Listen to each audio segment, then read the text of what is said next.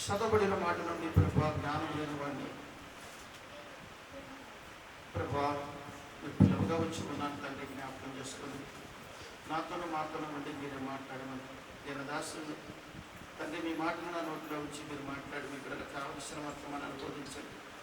ఎందరైతే కురిగిపోయి ఉన్నారో, ఎందరైతే పడిపోయిన పరిస్థితుల్లో ఉన్నారో, ఎందరైతే దుఃఖం శాతం వచ్చి ఉన్నారో, ఎందరైతే ఇక నా బ్రతుకు ఇంతేనని అయా నీరు గారిపోయిన మనస్తత్వం కలిగి వచ్చి ఉన్నారు, ఎందరైతే మా బ్రతుకులు ఇక బాగుపడమని ఆలోచన పెట్టుకున్నారో వారందరితో ఈరోజు మీరు మాట్లాడదురు కాక తండ్రి, మీ చేతులకు అప్పగిస్తుండగా అయితే జ్ఞాపకం చేసుకొని మీరే సమస్త కార్యాలు జరిగించి ఈ బిడ్డతో మీరు మాట్లాడి మహిమ తెచ్చుకున్నారు. యేసుక్రీస్తు నామములో వేడుకుంటున్నాను తండ్రి, ఆమేన్. దేవునికి స్తోత్రం.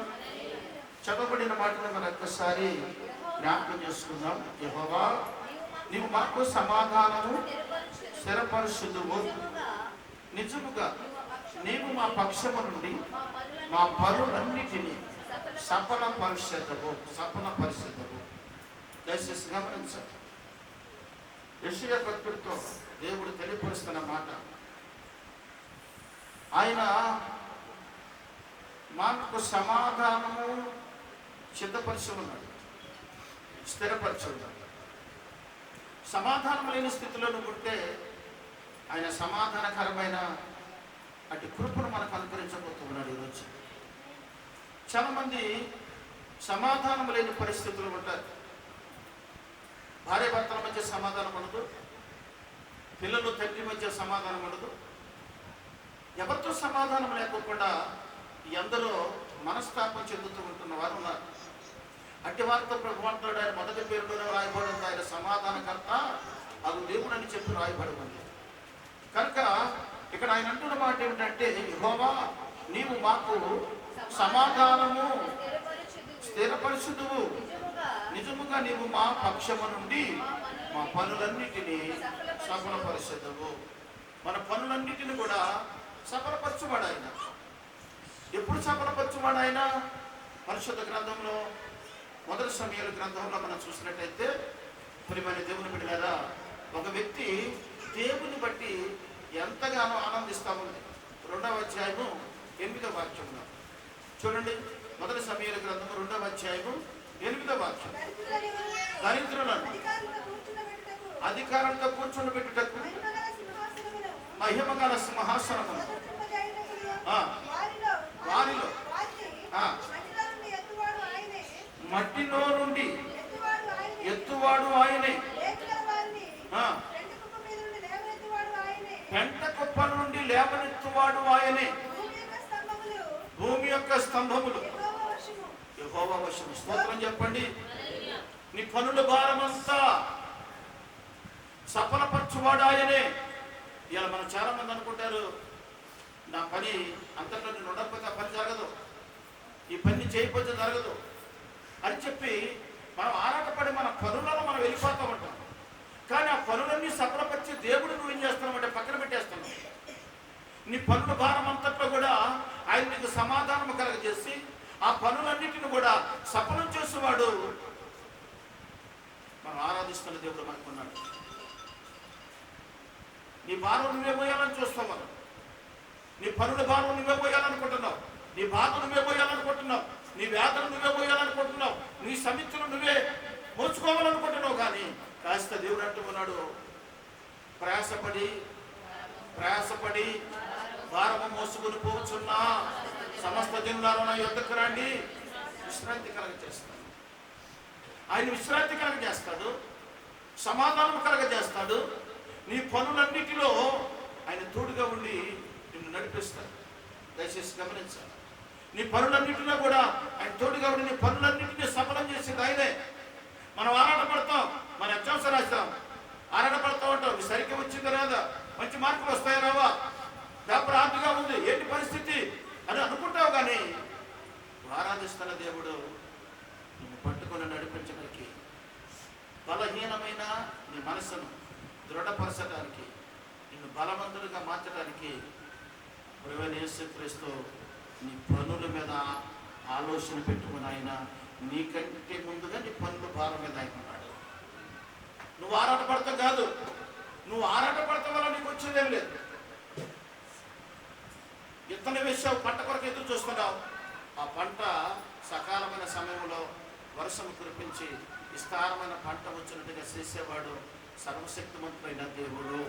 దేవునికి స్తోత్రం.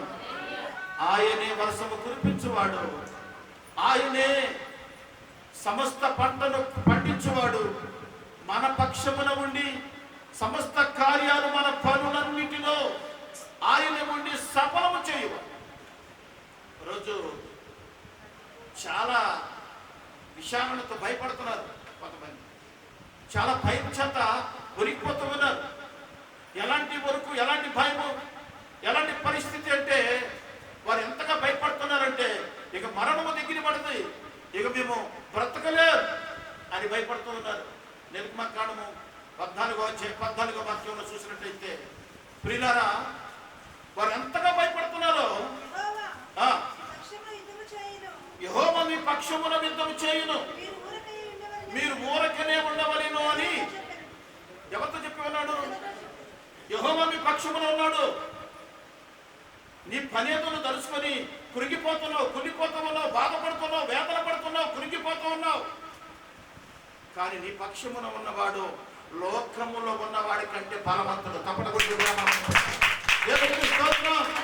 నీ పక్షమున ఉన్నవాడు లోకములో ఉన్నవాడి కంటే బలవంతుడు. ఒకప్పుడు నేను లోకములో ఉన్న ఆ పరిస్థితుల్లో, లోకంలో బ్రతుకుతున్నప్పుడు దొరికిన దానికన్నా నమస్కారం చేసేవాడిని. ఎన్నో రకాలుగా భక్తి జీవితాన్ని చూపించాను. సమస్తాన్ని కోల్పోయిన తర్వాత నా దేవుడు నన్ను నేల నుండి పైకి లేవనెత్తి ప్రధానులతో కూర్చోబెట్టే స్థితిలోకి నన్ను లేవనెత్తాను. స్తోత్రం చెప్పండి, దేవునికి స్తోత్రం. సమస్తము కోల్పోయినప్పుడు ఆయన తెలుసుకున్నాను. ఆయన ఎవరంటే, భయపడకుడి, మీ దేవుడు మీ పక్షమున యుద్ధము చేయబోతున్నాడు. మీ దేవుడు మీ పక్షమున యుద్ధము చేయబోతున్నాడు. మోషేతో చెప్పిన తర్వాత ఎదురు చూస్తే ఎర్ర సముద్రము, వెనుక వరో సైన్యం, 600 రథాలు, లక్షల మంది కాల్బలం, వీళ్ళందరూ తరుముతూ ఉంటే ఎర్ర సముద్రం దాకొచ్చారు. ఎర్ర సముద్రము పొంగిపోతూ ఉంది. దాన్ని చూసిన వాళ్ళందరూ భయభ్రాంతులైపోయి ఆందోళన పడుతూ, అయ్యో ఐగుప్తులో ఉన్న పోయేది మోసే అని వాడు భయపడుతూ ఉంటే అప్పుడు దేవుడు మాట్లాడుతున్నాడు, భయపడకూడదు, యెహోవా మీ పక్షమున యుద్ధము చేయబోతూ ఉన్నాడు. ఎలా యుద్ధం చేస్తాడండి? మనకు అనిపించింది, సమీక్షల మీద పడినప్పుడు, బలహీనతలు ఎక్కువైనప్పుడు, బాధాకరమైన పరిస్థితి వచ్చినప్పుడు, డాక్టర్గా ఈ జబ్బు నీకు తగ్గదన్నప్పుడు, అలాంటి పరిస్థితులు మనకు అనిపించింది. ఆ భయం, తట్టుకోలేని భయం, తట్టుకోలేని బాధ. పిల్లలను చూస్తే ఏడుపు వచ్చింది, అయిన వాళ్ళని చూస్తే ఏడుపు వచ్చింది. ఎందుకు? ఇక నేను ఉండను, నా పరిస్థితి అయిపోయింది, ఇక ఇంతే. అలాంటి పరిస్థితుల్లో భయపడుతూ ఉంటాం. కానీ నువ్వు ఆరాధిస్తున్న దేవుడు, దిగులు పడాల్సిన అవసరము లేదు. కానీ ప్రతి విషయములోనూ చింతపడకుడు కానీ ప్రార్థించి కృతజ్ఞతాస్తుతులు చెల్లించమని దేవుని వాక్యం తెలియపరుస్తూ ఉంటుంది. ప్రతి విషయంలో ప్రార్థించమని చెప్పి తెలియపరుస్తాం. ఈ సంగతి పక్కన పెట్టేసి మనం భయానికి గురైపోతూ ఉంటాం, భయపడతా ఉంటాం. ప్రియులారా, ఒక వ్యక్తట తన భార్యకి నాకు విడాకులు కావాలని చెప్పి లాయర్ గారి దగ్గరికి వెళ్ళాడట. మంచి పెద్ద లాయర్ గారు, ఆయన అనవసరాలు. ఆ లాయర్ గారి దగ్గరికి వెళ్తే ఆ లాయర్ గారు అన్నాడట, అయ్యా సరే విడాకులు ఇస్తాను కరెక్టే, అసలు ఏ వంక దొరికింది నీ భార్య కదా, నీకు విడాకులు ఇవ్వాలంటే ఏదో ప్రాబ్లం ఉండాలి కదా, అసలు దేని నిమిత్తమే నీకు విడాకులు ఇవ్వాలా అంటే ఆయన అన్నాడట, నా భార్య ఎప్పుడు నన్ను అంటురుతామంటుందండి, ఎప్పుడు నన్ను బట్టలు ఉతకమంటుంది, ఎప్పుడు నన్ను వంట చేయమంటుంది, దీనికే నా విడాకులు అని అన్నాడట. చాలా సింపుల్ అయ్యా, చాలా సింపుల్.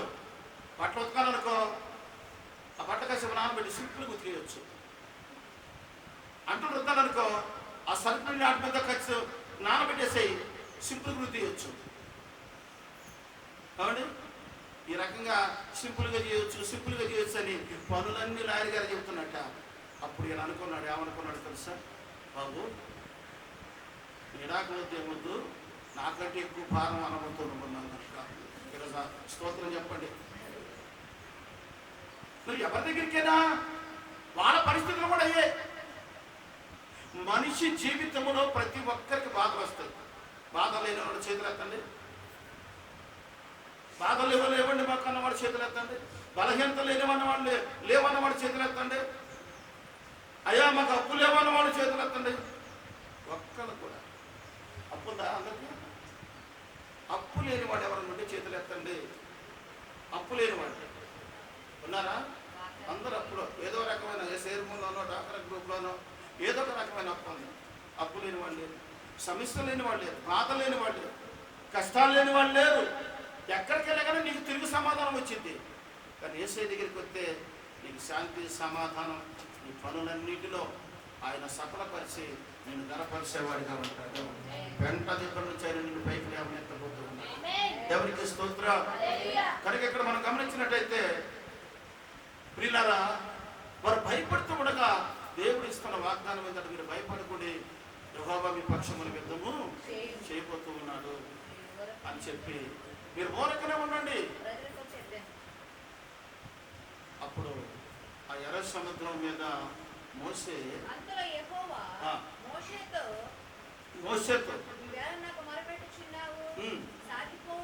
సాగిపోవుడని చెప్పుము, నీ చెయ్యి చాపి పాయలుగా చేయమని. స్తోత్రం చెప్పండి. హల్లెలూయా.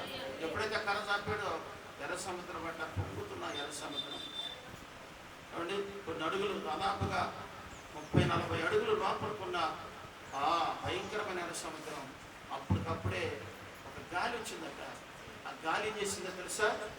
ఆ ఎర్ర సముద్రాన్ని 2 వైపులు కూడా గోడలుగా నిర్మించేసి అక్కడ బురద లేకపోకుండా ఆరిన నేలగా ఆ క్షణములోనే యెహోవా పంపించిన గాలి మార్చబడ్డది. స్తోత్రం చెప్పండి. హల్లెలూయా. దేవునికి స్తోత్రం. ఆ క్షణంలోనే వారందరూ కూడా 6 లక్షల మంది కాలు బలం ఆ ఎర్ర సముద్రం మధ్యలో కూడా నడుచుకుంటూ వెళ్ళిపోతున్నారు. ఇటువైపున గోడలాగున్నాయి. నీళ్లు గోడలాగుంటాయా? నీళ్లు కుప్పగా చేయబడతామా? పోని మూట కడతారా? నీళ్లను మూట కడితే ఆగుతాయా? ఇటువైపున ఆ గాలి కట్ట 2 వైపులా కూడా ఆగిపోయినాయట. ఆశ్చర్యకార్యము. దాదాపుగా వారందరూ నడుచుకుంటూ వెళ్ళిపోతూ ఉంటే పరువు సైన్యం కూడా ఎంటబడ్డారు. దయచేసి గమనించాలి.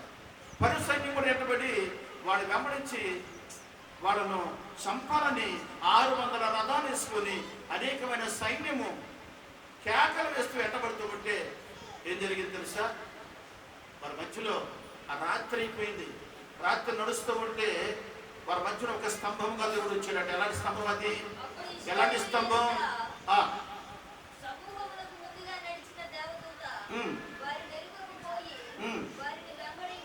వారిని వెంబడించను మేఘస్తంభం వారి ఎదుట నుండి పోయి.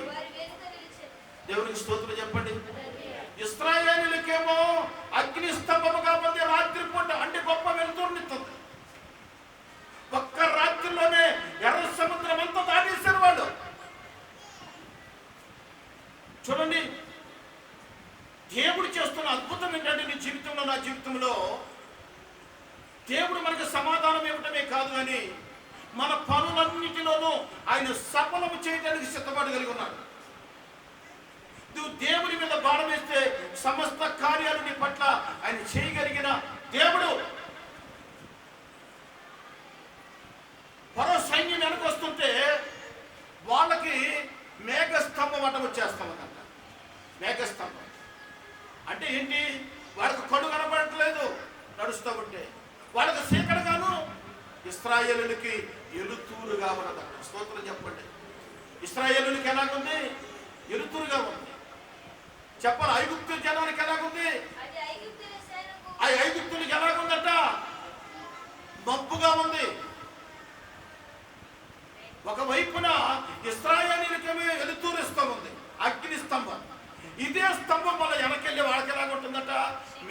స్తంభముగా ఉంటుందట. దేవుడు చేసే ఆశ్చర్య కార్యాలు మన హృదయానికి గోచరము కావు. ఏ విషయంలో కురిగిపోతున్నావు ఈరోజు? ఏ ఐగుప్తులనే అప్పులు నిన్ను తరుముతున్నాయో, ఏ ఐగుప్తులనే శరీర బలహీనతలు నిన్ను బాధపడుతున్నాయో, ఏ ఐగుప్తులనే సమస్యలు నిన్ను ఇబ్బంది పెడుతున్నాయో, ఈరోజు నీ పక్షమును యెహోవా యుద్ధం చేయబోతున్నాడు. నీ పనులన్నీ సఫలం చేయబోతున్నాడు. దేవునికి స్తోత్రం. నువ్వు నమ్మితే సమస్త కార్యాలు నీ పట్ల నా ప్రభు చేయబోతూ ఉన్నాడు. అద్భుత కార్యం చేయబోతూ ఉన్నాడు. దయచేసి గమనించాలి. నీ పనులన్నింటిలో ఆయన తోడుగా ఉండి నిన్ను నడిపించాలని ఆశపడుతున్నాడు. నువ్వేం చేస్తున్నావు తెలుసా? నేనే మోస్తాను ప్రభా, నా భారం నేనే మోస్తాను అని కాస్త ప్రార్థన లేకుండా ప్రభు చేతులకు అప్పగించుకోకుండా నీ ఇష్టాన్ని నువ్వు నెరవేర్చుకుంటావు, కానీ ప్రభు చిత్తానికి అప్పగించట్లేదు. ఆయన నీ పనుల భారములన్నింటిని కూడా నెరవేర్చేవాడై ఉన్నాడు. దయచేసి కాస్త దేవుడికి సమయం ఇచ్చి ప్రభు చేతులకు సమయమి. బలహీనతలకు వస్తే, బాధలు వస్తే వెంటనే హాస్పిటల్కి వెళ్ళిపోతావు. ఒక క్షణమాగి ప్రభు చేతులకు అప్పగించి ప్రార్థన చేయి. దేవుడు నీ పక్షముల గొప్ప కార్యం చేయబోతున్నాడు. దేవుడికి స్తోత్రం. ఒక సహోదరి వాళ్ళ అబ్బాయికి భయంకరమైన జ్వరం. ఆ జ్వరం చేత బాధపడుతుంటే మన మందిరానికి, సత్తుపల్లి మందిరానికి వచ్చేసాడు. మన మధ్యలో ఇక్కడే ఉంది. వాళ్ళ బాబుని తీసుకొని హాస్పిటల్కి వెళ్ళారు. హాస్పిటల్కి వెళ్తే 18,000 రూపాయలు ఖర్చు అయింది. అక్కడ ఎంత? ఒక రాత్రి ఒక పగల లోపల 18,000 రూపాయలు ఖర్చు అయిపోయింది. ఆ తర్వాత ఫోన్ చేసినయ్యా, ఇది పరిస్థితి, అడ్రస్ ఇచ్చి పలాసాగిపో, దేవుడు నీకు తోడై ఉంటాడని చెప్పాను. స్తోత్రం చెప్పండి. దేవుడు గొప్ప కార్యం చేశాడు. ఇక్కడ ఏమున్నాయట? ఇక్కడ డెంగ్యూ జ్వరం ఉంది. ఏముందమ్మా? 18,000 పోయినాయి. డెంగ్యూ జ్వరం ఉంది, ఇంకేముంది? ఇన్ఫెక్షన్ ఉంది, ఇంకేముంది? ఆ ప్లేటెస్ డౌన్ అయిపోయినాయట. ఈ 3 గంటలు ఎంత బాధ వేసింది. అక్కడ పోతే ఏమీ దేవుని స్తోత్రం చెప్పండి. అక్కడ టెస్ట్ చేస్తే మా అల్లుడు గారు అక్కడ ల్యాబ్ నడిపిస్తున్నారు. ఆయన గారి దగ్గరికి పంపించాను. అక్కడ పోయి టెస్టులు చేస్తే కేవలంగా ఎంత తీసుకున్నారు? మన సంఘస్థులైనాయా ఇది పరిస్థితి అంటే 500 తీసుకున్నారు. అన్ని రకాలుగా టెస్టులు చేస్తే దేవుని కాస్త ఇన్ఫెక్షన్ ఉందంట. దేవుని మహాకృపను బట్టి అక్కడే ఇంజక్షన్ ఏర్పాటు చేశారు. ఈ రోజున పిల్లవాడు సజీవులు కనిపించారు. ముందుగానే నువ్వు దేవుని చేతులకు అప్పగిస్తే 18,000 రూపాయలు కూడా ఏం జరిగేది? చెప్పాలా? అర్థమవుతుంది నా మాట మీకు? దేవుని చేతులకు అప్పగించుకోకుండా నీ ఇష్టానుసారంగా జరిగినప్పుడు చాలా నష్టాలకు దారితీస్తుంది. దేవుని చేతులకు అప్పగించినప్పుడు దేవుడు గొప్ప కార్యాలు నీ పట్ల చేస్తాడు. అది ఒక అద్భుతంగా నీకు కనపడబోతూ ఉంది. ఒక ఆశ్చర్యకరంగా నీకు కనపడబోతూ ఉంది. ఎలా చేశాడు ఈ కార్యం నా పట్ల అని చెప్పి నువ్వు ఆలోచించడానికి మొదలు పెడతావు, కానీ నీకు అంతు దొరకని ఆశ్చర్య కార్యం నా ప్రభు నీ పట్ల చేయబోతున్నాడు. దేవునికి స్తోత్రం. మన దేవుడు మన పనులన్నింటిలో కూడా తోడుగా ఉంటాడు. నమ్మ ఈరోజు పరిశుద్ధాత్మ దేవుడితో మాట్లాడుతున్నాడు. నువ్వే పరిస్థితుల్లో ఉన్నా సరే, ఎలాంటి స్థితిలో పడిపోయి ఉన్నా సరే, అయ్యాక నా వల్ల కాదు, ఎప్పుడు భారం లేదంటే ఈ పని నేను చేయలేను, నా బ్రతికింతే, నా పేదరికం ఇంతే, నేల నుండి ఆయన దరిద్రులను లేవనెత్తే గొప్ప దేవుడు. స్తోత్రం చెప్పండి. పెంట కుప్పల నుండి లేవనెత్తువాడు. ఎవరంటారు ఈ మాట? అన్న అంటుంది.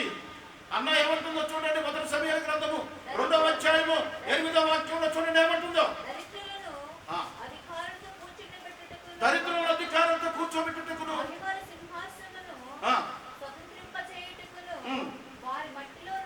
వారి మట్టిలో నుండి ఎత్తువాడు ఆయనే, లేమిగల వారిని గంట కుప్పల మీద నుండి లేవనెత్తువాడు ఆయనే. గంట కుప్పల మీద నుండి లేవనెత్తువాడు ఆయనే. ఏ స్థితుల్లో పడిపోయినప్పుడు కూడా గంట కుప్ప స్థాయి అనేది పనికిమాల స్థితిలో ఉన్నావా? రెక్కల కష్టం చేసుకొని దీన స్థితిలో ఉన్నావా? ఏ రోజు కష్టం ఆ రోజే నీ కుటుంబానికి పోషించబడటానికి సరిపోవటం లేదా? దేవుని మీద భారం వేసి ప్రార్థన చేయి. దేవుడు గంట కుప్పల మీద నుంచి లేవనెత్తినట్టుగా నేల నుండి నీ దరిద్రత స్థితిని తీసివేసి ఒక ఉన్నతమైన స్థితిలోకి, ఒక ఉన్నతమైన కుటుంబంగా నా ప్రభు నేను మార్చబెట్టు ఉన్నాను. దేవునికి మహిమ కలుగును గాక. దేవునికి స్తోత్రం. ఏ ఐగుప్తులు నిన్ను తరుముతున్నారు? ఆయన ఇశ్రాయేలునికి ఎలుగుగాను, ఐగుప్తులకి చీకటిగాను స్తంభమును వారి మధ్యలో నడిపిస్తూ ఉన్నారు. ఆ స్తంభము దేవుని దూత. ఈరోజు ఆ దూత నీకు తోడుగా ఉంది. నువ్వు అనుకున్నావు నేను ఒంటరిని అనుకున్నావు. ఎంతమంది అనుకున్నా చెప్పడం నేను ఒక్కడనని. నాకు మా అమ్మాయి సాక్ష్యం చెప్పింది, మా నాన్నకి మా అమ్మకి మేము ముగ్గురమే, ముగ్గురితో ఇన్ని బాధలు. 10 మంది పుడితే నా బ్రతికి ఏమైపోను. స్తోత్రం. మేము ముగ్గురమే, మాకు వెనక ఎవరు అనబాకండి. వెనక ముందు అగ్నిస్తంభముగా మేఘస్తంభముగా నిత్యము మనతో ఉన్నవాడు సజీవుడైన స్తోత్రం. సాక్ష్యం అన్నింటిలో నా బాధ కలిగింది ఒక మాట, దేవుడు మనకు తోడై ఉన్నాడు. నువ్వు ఎవరి వరకు ప్రార్థన చేసుకుంటూ వచ్చావు? మా నాన్న బ్రతికించు ప్రభు. ఆ ప్రభు నీకు తోడు లేడా? నీ నాన్నకు తోడు లేడా? నీ బిడ్డలకు తోడు లేడా? రానున్న కాలంలో నీ బ్రతుకు దినములన్నీ తోడై ఉండి నడిపించేది ఆయనే. నీ తల్లి ఉండడు, నీ తల్లి ఉండదు, ఎవరి భూలోకంలో ఉండరు. కానీ సమస్తము బుద్ధిము వచ్చే వరకు నిన్ను కాపాడుకొని, నిన్ను ఎత్తుకొని, నిన్ను ముద్దు పెట్టుకొని ఆయన రాజ్యములో చేర్చేంత వరకు ఆయన మాత్రమే నీకు తోడై ఉంటాడు. దేవునికి స్తోత్రం. ఆయన మాత్రమే నీకు తోడై ఉంటాడు. ఇంకెన్నడు కూడా నాకు ఎవ్వరు లేరని ఎవరు అనతో. దేవుడు నీ కొరకు దేవదత్తులు కాపాడించేది. బలవంతులైన దేవదత్తులు, ఒక్కొక్కరు 2 తాడి చెట్లంతా ఆ ఇటు కలిగిన దేవదత్తులు ఉన్నారంట. ఏ చిన్న చిన్న దేవదత్తులు అంటే ఇది నీ అంత నాంతోడుగా దేవదత్తులు అంటే ఇది మనం అనుకున్నంత సింపుల్గా కాదండి.